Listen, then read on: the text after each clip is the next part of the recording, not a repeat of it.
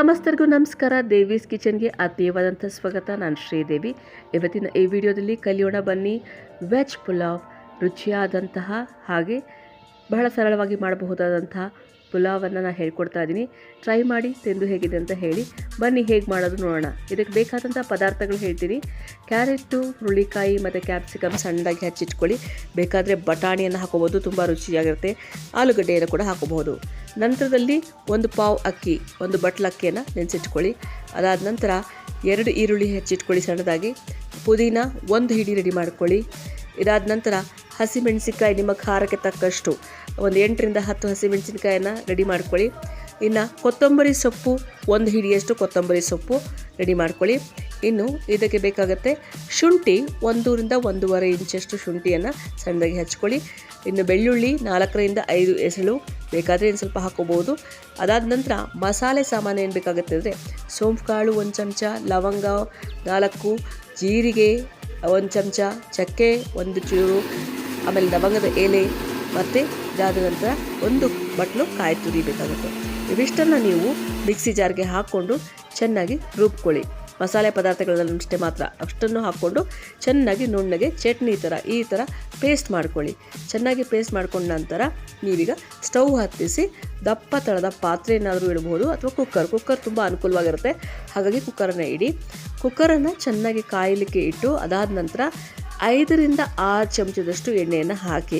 ಕೆಲವರು ತುಪ್ಪ ಹಾಕ್ತಾರೆ, ಅದು ಒಳ್ಳೆಯದೇ. ಯಾಕಂದರೆ ಗ್ರೀಸಿಂಗ್ ಚೆನ್ನಾಗಾದರೆ ಅದು ತಳ ಅಂಟೋದಿಲ್ಲ ಅನ್ನೋ ಕಾರಣಕ್ಕೆ ತುಪ್ಪ ಆದರೂ ಹಾಕ್ಬೋದು ಅಥವಾ ಎಣ್ಣೆ ಆದರೂ ಹಾಕ್ಕೊಳ್ಳಿ. ಈಗ ನಿಮಗೆ ದಪ್ಪ ತಳದ ಪಾತ್ರೆಯಲ್ಲಿ ಎಣ್ಣೆಯನ್ನು ಹಾಕ್ಕೊಂಡು ಕಾಯಿಸ್ಕೊಳ್ಳೋದಕ್ಕೆ ಬಿಡಿ. ಎಣ್ಣೆ ಚೆನ್ನಾಗಿ ಕಾಯಬೇಕು. ಆ ಕಾದ ನಂತರ ನೀವು ಒಂದೊಂದೇ ಹಾಕ್ತಾ ಹೋಗಿ. ಈಗ ರುಬ್ಬಿದಕ್ಕಲ್ಲದೆ ಹಾಗೆ ಮೇಲೆ ಹಾಕೋದಕ್ಕೆ ನೀವು 1 ಇಂಚ್ ಚಕ್ಕೆ ಬೇಕಾಗುತ್ತೆ, ಚಕ್ಕೆಯನ್ನು ಹಾಕಿ.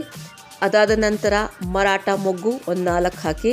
ಅದಕ್ಕೇ ನೀವು ಈಗ ಒಗ್ಗರಣೆಗೋಸ್ಕರ ಸಪ್ರೇಟಾಗಿ 4 ಲವಂಗವನ್ನು ಹಾಕಿ.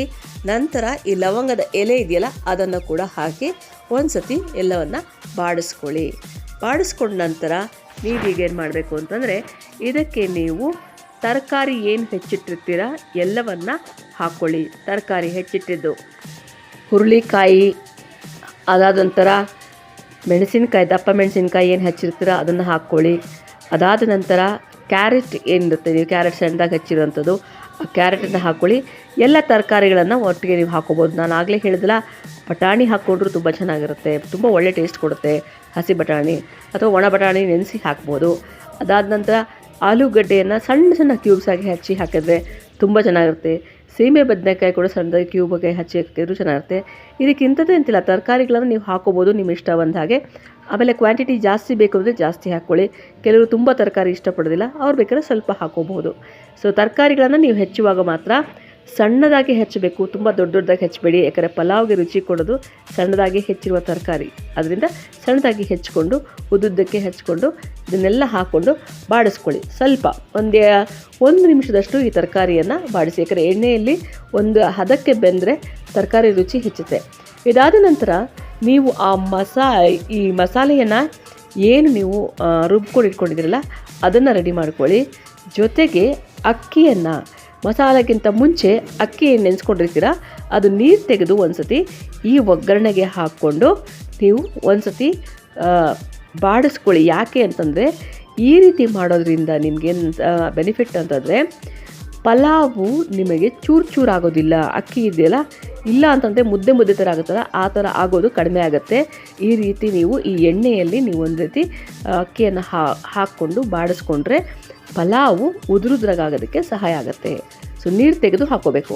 ಅದನ್ನು ಚೆನ್ನಾಗಿ ಸ್ವಲ್ಪ 1 ನಿಮಿಷದಷ್ಟು ಚೆನ್ನಾಗಿ ಎಣ್ಣೆಯಲ್ಲಿ ಬಾಡಿಸಿದ ನಂತರ ಈಗ ಇದಕ್ಕೆ ನೀವು ಈ ರುಬ್ಬಿಟ್ಟುಕೊಂಡಿರೋಂಥ ಮಿಶ್ರಣ ಏನಿದೆ ಅದನ್ನು ಪೂರ್ತಿಯಾಗಿ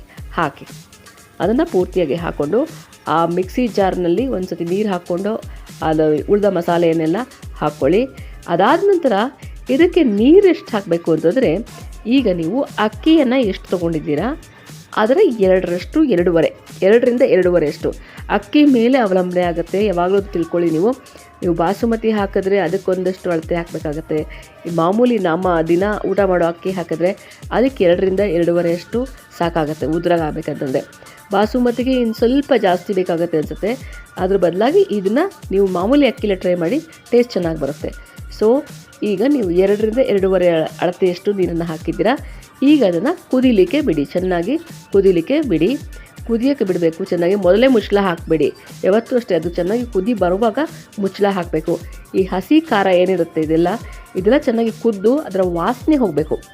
ಆ ಹಂತದಲ್ಲಿ ನೀವು ಮುಚ್ಚಳ ಹಾಕಬೇಕು. ಈಗ ನಿಮಗೆ ರುಚಿಗೆ ತಕ್ಕಷ್ಟು ಎಷ್ಟು ಬೇಕೋ ಅಷ್ಟು ಉಪ್ಪನ್ನು ಹಾಕಿ, ಆ ಅಳತೆಗೆ ತಕ್ಕ ಹಾಗೆ ಉಪ್ಪನ್ನು ಹಾಕಿ. ಈಗ ಎಲ್ಲ ಇಂಗ್ರೀಡಿಯೆಂಟ್ಸ್ನ ನಾವು ಹಾಕಿ ಆಯಿತು. ಸೊ ಈಗೇನು ಮಾಡಬೇಕು, ಚೆನ್ನಾಗಿ ತಿರುಗಿಸಿ ಕುದೀಲಿಕ್ಕೆ ಬಿಡಬೇಕು. ಈ ಒಂದು ಮಿಶ್ರಣ ಏನಿದೆ ಚೆನ್ನಾಗಿ ಹೊಂದ್ಕೋಬೇಕು, ಹಸಿ ವಾಸನೆ ಹೋಗಬೇಕು ಮತ್ತು ಚೆನ್ನಾಗಿ ಕುದಿ ಬರಬೇಕು. ಸೊ ನೀವು ಕುದಿ ಬರೆಯೋವರೆಗೂ ಹಾಗೆ ಕಾಯೋದು ಬೇಡ. ಒಂದೊಂದ್ಸತಿ ನೀವು ತಳ ಹತ್ತಿರಗೆ ನೀವು ಒಂದು ಕೈ ತೊಗೊಂಡು ಕಲಿಸ್ತಾ ಇರಬೇಕಾಗತ್ತೆ. ಸೊ ಇಲ್ಲ ಅಂತಂದ್ರೆ ಅದು ತಳದಲ್ಲಿ ಕೂತ್ಕೊಂಡ್ಬಿಡುತ್ತೆ. ಸೊ ಕೈ ಆಡಿಸ್ತಾ ಇರಿ. ಈಗ ಚೆನ್ನಾಗಿ ಕುದಿ ಬರಲಿ. ಕುದಿ ಬಂದಾಗ ನೀವು ಮುಚ್ಚಳವನ್ನು ಹಾಕ್ಬಿಡಿ.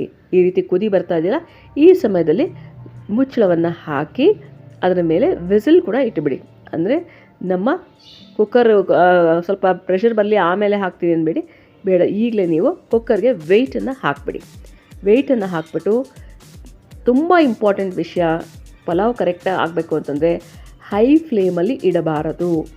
ಸೊ ಕುಕ್ಕರ್ ಮುಚ್ಚಳ ಹಾಕಿದ್ರಲ್ಲ, ಮುಚ್ಚಳ ಹಾಕಿ ವೆಯ್ಟ್ ಇಟ್ಟ ಮೇಲೆ ಸಣ್ಣ ಉರಿ ಮಾಡಿ, ಸ್ವಲ್ಪ ಟೈಮ್ ತೊಗೊಳುತ್ತೆ ಪರವಾಗಿಲ್ಲ, ಆದರೆ ಚೆನ್ನಾಗಾಗತ್ತೆ. ಸಣ್ಣ ಉರಿ ಮಾಡಿ ಬಿಟ್ಟುಬಿಡಿ. ಸೊ ಬಿಟ್ಟ ನಂತರ ಏನಾಗುತ್ತೆ, ಸ್ವಲ್ಪ ಹೊತ್ತಿನ ನಂತರ ಕುಕ್ಕರ್ ತಾನು ಕೂಗಲಿಕ್ಕೆ ಶುರು ಮಾಡುತ್ತೆ. ಸೊ ಕೂಗ್ತಾ ಇದೆ. ಈಗ 1 ವಿಸಿಲ್ ಬಂದಿದೆ, 2 ವಿಸಿಲ್ ಬಂದಿದೆ. ಸೊ ಸಾಕು. ಕುಕ್ಕರ್ ನೋಡಿ ನಿಮಗೆ ಗೊತ್ತಾಗುತ್ತೆ. ಸಾಮಾನ್ಯ ನಾನು 1 ವಿಸಿಲ್ಗೆ ಆಫ್ ಮಾಡ್ತೀನಿ. ನಿಮ್ಮ ಕುಕ್ಕರು ನಿಮಗೆ ಗೊತ್ತಿರುತ್ತಲ್ವ ಎಷ್ಟು ವಿಸಿಲ್ ಕೂಗಿದ್ರೆ ಆಗುತ್ತೆ ಅಂತ. ಸೊ ಹಾಗೆ 1ರಿಂದ 2 ವಿಸಿಲ್ ಸಾಕು. ಆಫ್ ಮಾಡಿಬಿಡಿ. ಆಫ್ ಮಾಡಿದ ನಂತರ ತಕ್ಷಣ ತೆಗಿಬಾರದು. ಸ್ವಲ್ಪ 1 ನಿಮಿಷ ಸಂಪೂರ್ಣವಾಗಿ ಆರಗಿ ಪ್ರೆಷರೆಲ್ಲ ಹೋಗೋವರೆಗೂ ಕಾಯಬೇಕು. ನಂತರ ತೆಗೆದ್ರೆ ಈಗ ಆಗಿದೆ ನೋಡಿ. ಈಗ ನೀವು ಕಲಿಸ್ಕೊಳ್ಳಿ. ನೋಡಿ ಚೆನ್ನಾಗಿ ಉದುರಾಗಿ ಆಗಿದೆ ಪಲಾವ್. ಕಾಣಿಸ್ತಾ ಇದೆಯಲ್ಲ ಎಷ್ಟು ಚೆನ್ನಾಗಿ ಉದುರಾಗಿ ಆಗಿದೆ, ಗೊತ್ತಾಗ್ತದೆ ನಿಮಗೆ. ಮುದ್ದೆ ಆಗಿಲ್ಲ, ಉದುರಾಗಿದೆ. ನೀವು ಚೆನ್ನಾಗಿ ಮಿಶ್ರಣವನ್ನು ಕಲಿಸ್ಬೇಕು, ಉಪ್ಪು ಖಾರ ಎಲ್ಲ ಹೊಂದ್ಕೊಳ್ಳೋ ಥರ. ಈಗ ರೆಡಿ ಆಯಿತು ರುಚಿಯಾದ ವೆಜ್ ಪುಲಾವ್. ತುಂಬ ಚೆನ್ನಾಗಿ ಬರುತ್ತೆ, ಹಾಗೆಯೇ ಸಿಂಪಲ್ ಕೂಡ ಮಾಡೋದು. ಇದಕ್ಕೆ ನೀವು ಸೈಡ್ಗೆ ರಾಯ್ತ ಮಾಡ್ಕೊಳ್ಳಿ. ಅದಾದ ನಂತರ ಚಟ್ನಿ ಮಾಡ್ಕೊಳ್ಳೋ ಅಭ್ಯಾಸ ಇದೆ, ಚಟ್ನಿ ಮಾಡಿದ್ರೆ ಕಾಯಿ ಚಟ್ನಿ ಮಾಡ್ಕೊಳ್ಳಿ. ಕಾಯಿ ಚಟ್ನಿಗೂ ಜೊತೆಗೂ ಚೆನ್ನಾಗಿರುತ್ತೆ, ರಾಯ್ತ ಜೊತೆಗೂ ತುಂಬ ಚೆನ್ನಾಗಿರುತ್ತೆ. ಸಾಮಾನ್ಯವಾಗಿ ನಮ್ಮ ಮನೆಗಳಲ್ಲಿ ನಾವು ಪುಲಾವ್ಗೆ ರಾಯ್ತ ಮಾಡ್ತೇವೆ. ಸೊ ತಿಂದು ನೋಡಿ ಹೇಗೆ ಅನ್ನಿಸ್ತು ಅಂತ ಹೇಳಿ. ಖುಷಿ ಕೊಟ್ಟಿದೆಯಾ ಕಮೆಂಟ್ ಮಾಡಿ. ಹಾಗೆ ಇನ್ನಷ್ಟು ಜನಕ್ಕೆ ಶೇರ್ ಮಾಡಿ, ಹೇಳಿ, ಕಲ್ತ್ಕೊಳ್ಳಿ. ನಾವು ಕಲ್ತಿರೋ ಅಡುಗೆನ ನಿಮಗೆ ಹೇಳ್ಕೊಡ್ತಾ ಇದ್ದೀವಿ. ನೀವು ಇನ್ನೊಂದಷ್ಟು ಜನಕ್ಕೆ ಹೇಳ್ಕೊಡಿ. ಖಂಡಿತ ಊಟ ಮಾಡುವಾಗ ನೆನಪು ಮಾಡಿಕೊಳ್ತಾರೆ. ಆ ಒಂದು ಪುಣ್ಯ ನಮಗೂ ಸಿಗಲಿ, ನಿಮಗೂ ಸಿಗಲಿ ಅಂತ ಹೇಳ್ತಾ ಇವತ್ತಿನ ಈ ಒಂದು ದೇವೀಸ್ ಕಿಚನ್ನ ಅಡುಗೆಯ ಭಾಗವನ್ನು ನಾನು ಮುಗಿಸ್ತಾ ಇದ್ದೀನಿ. ಇನ್ನು ಇವತ್ತಿನ ಕಿವಿ ಮಾತು ಬಾಕಿ ಇದೆ, ಕಿವಿ ಮಾತಿಗೆ ಹೋಗೋಣ. ಸೊ ಟ್ರೈ ಮಾಡಿ ಮರೀರಿ ಅಂತ ಹೇಳ್ತಾ ಈಗ ಬನ್ನಿ ಮುಂದಿನ ಸೆಗ್ಮೆಂಟ್ ಕಿವಿ ಮಾತಿಗೆ ಹೊರಟೋಗೋಣ. ಇನ್ನು ಇವತ್ತಿನ ಕಿವಿ ಮಾತು ಏನಪ್ಪ ಅಂತಂದರೆ, ನಾವು ಸಾಮಾನ್ಯವಾಗಿ ದೇವರ ವಿಗ್ರಹಗಳನ್ನು ತುಳಿತಾ ಇರ್ತೀವಿ ಅಲ್ವಾ. ಅದರಲ್ಲೂ ಈ ಒಂದು ಹಿತ್ತಾಳೆದು ತಾಮ್ರದ್ದು ವಿಗ್ರಹಗಳೇನಾದರೂ ಇದ್ದರೆ ಅದನ್ನು ತೊಳಿಲಿಲ್ಲ ಅಂತಂದರೆ ಖಂಡಿತವಾಗೂ ನಾವು ಪೂಜೆ ಮಾಡೋಕ್ಕಾಗೋದೇ ಇಲ್ಲ, ಕಪ್ಪಾಗ್ಬಿಡುತ್ತೆ. ಅದನ್ನು ನಾವು ಸಾಮಾನ್ಯವಾಗಿ ಏನು ಮಾಡ್ತೀವಿ, ಹುಣಸೆ ಹಣ್ಣಿನ ನೀರನ್ನು ಬಳಸಿ ಹುಣಸೆ ಹಣ್ಣು ಹಚ್ಚಿ ತೊಳಿತೀವಿ, ಆಗ ಒಳ್ಳೆ ಬಣ್ಣ ಬರುತ್ತೆ. ಹೌದು, ನಾವು ಪಾಲಿಸ್ತಾ ಇದ್ವಿ ಕೂಡ, ಮಾಡ್ತಾ ಇದ್ವಿ ಕೂಡ. ಅದಕ್ಕಿಂತ ಒಂದು ಒಳ್ಳೆ ಉಪಾಯ ಏನಿದೆ ಅಂದರೆ, ಈ ನಿಂಬೆ ಹಣ್ಣು ಇರುತ್ತಲ್ಲ, ಡೈರೆಕ್ಟಾಗಿ ಹುಣಸೆ ಹಣ್ಣು ಹಾಕ್ತೇನೆ, ನಿಂಬೆ ಹಣ್ಣನ್ನು ಈ ವಿಗ್ರಹಗಳಿಗೆ ಹಚ್ಚಿಟ್ಬಿಡಿ. ಸ್ವಲ್ಪ ಹೊತ್ತು ಆದ ನಂತರ ತೊಳಿರಿ. ಏನು ಬೆನಿಫಿಟ್ಟು ಹುಣಸೆ ಹಣ್ಣಿನ ನೀರಿನಲ್ಲೂ ಅಥವಾ ನಿಂಬೆ ಹಣ್ಣಲ್ಲಿ ತೊಳೆಯೋದ್ರಿಂದ ಅಂದರೆ, ಹುಣಸೆ ಹಣ್ಣು ಹಚ್ಚಿ ತೊಳೆದಂಥ ವಿಗ್ರಹಗಳು ಒಂದು 3 ದಿನಕ್ಕೆ ಕಪ್ಪಾಗಿಬಿಡುತ್ತವೆ. ಆದರೆ ನೀವು ನಿಂಬೆ ಹಣ್ಣಲ್ಲಿ ತೊಳೆದು ನೋಡಿ, ಈ ವಿಗ್ರಹಗಳು ನಿಮಗೆ ಸುಮಾರು 15 ದಿನ ಆದರೂ ಕೂಡ ಬಣ್ಣ ಹಾಗೇ ಇರುತ್ತೆ, ಅದು ಕಪ್ಪಾಗೋದಿಲ್ಲ. ಅದು ನಾನು ಕಂಡುಕೊಂಡಿರೋ ಅಂಥ ಒಂದು ರೆಮಿಡಿ. ಮಾಡಿ ನೋಡಿ, ವಿಗ್ರಹಗಳು ಫಳಫಳ ಅಂತ ಇರುತ್ತೆ. ಸೊ ನೀವು ಪದೇ ಪದೇ ತೊಳೆಯೋ ಅವಶ್ಯಕತೆ ಬರೋದಿಲ್ಲ. ನೋಡಿ, ನಾನು ತೋರಿಸ್ತಾರ ಎಲ್ಲ ವಿಗ್ರಹಗಳು ಈಗ ಕಾಣ್ತಾ ಇದೆಯಲ್ಲ, ಅವೆಲ್ಲವೂ ಕೂಡ ನಿಂಬೆ ಹಣ್ಣನ್ನು ಹಚ್ಚಿ ತೊಳೆದಿರೋಂಥ ವಿಗ್ರಹಗಳು. ನೋಡಿ ಹೇಗಿದೆ ಫಳಫಳ ಅಂತ. ಹಾಗೆ ಇದು ಸುಮಾರು 15 ದಿನಗಳ ಕಾಲ ಇದೇ ಕಲರ್ ಇರುತ್ತೆ. ಟ್ರೈ ಮಾಡಿ.